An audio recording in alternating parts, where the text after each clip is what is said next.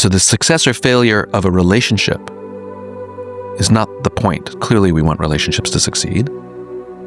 But if they don't, you better have gotten something out of it. And it goes full circle back to where we started, which is if you're going to go through shit, you might as well learn something. And if you start with that intention from the beginning, and you say to the person after you develop a relationship or a rapport, you don't have to say it, but it's nice to say things. I'm a great believer in putting it all on the table. I really like you. I feel like I'm growing because of you. You teach me things. You show me things. You hold me accountable when I screw up. I like that.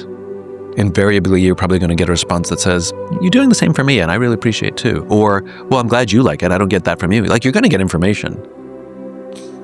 But I think that the pursuit of friendship is to find someone who's willing to grow with you. Now, the big caveat is, are you willing to grow yourself? Are you willing to grow yourself? And I think where people get stuck, and this is the saddest part, I hear people tell me, I have no close friends. They have friends they hang out with, people they have a good time with, go out, play video games with, whatever it is, But they wouldn't call any of them to say I'm struggling. And so that's where the loneliness sets in. And there is some degree of accountability there, right? Where we can play the victim. And to be a victim means I am not accountable. Right? That's what it is. It is being done to me, but I'm a passive player in this. Right? And even if that's true, you still have a role in this thing called your life. You're the actor in this play, right? You still have a role to play. And so even if things are being done to you, how you respond is you, right?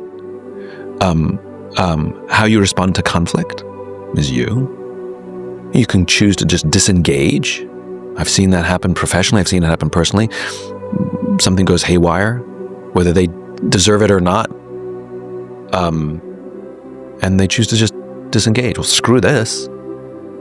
As opposed to learning how to have a confrontation, which doesn't mean coming and screaming and yelling and pointing. It means saying, I am struggling. There is a story that I'm telling myself. I don't know if it's true or not, but can I tell you my story? And there's a great irony in it when you have a confrontation like that, which is your job is to help the other person feel safe, even though you feel that they're the oppressor. Okay, let's unpack that. Dia Khan, who is a BAFTA winning, I think she's an Emmy winning as well, documentarian, grew up, she's a Muslim woman living in the UK. She made some comments on the BBC that went viral about multicultural society, and she started getting trolled by the far right, by white supremacists. It got so bad that the police advised her to stay away from open windows. The way that Dia responded was to move to the United States and try to get to know white supremacists. She was at Charlottesville, walking with them, not marching with them, but walking with them, big difference. And she offered them a safe space to feel heard. Now, this sounds insane, right? They should be giving her a safe space to feel heard. Yeah, but that's never going to happen. And that's part of the problem. And I talked to Dia after George Floyd. I talked to her after January 6th. I talked to her after all of these sort of big events. And she said to me, you're not going to like my answer, but in all the research that she's done with jihadis and white supremacists and all of it, in every circumstance, she says, the victim has to go first. Because the quote-unquote oppressor will never go first. They will never do it. And so what she did, and she made a documentary called White Right, Meeting the Enemy. You can go watch it happen. You can see it. She doesn't agree with them. She doesn't affirm their beliefs, but she offers them a safe space to feel heard.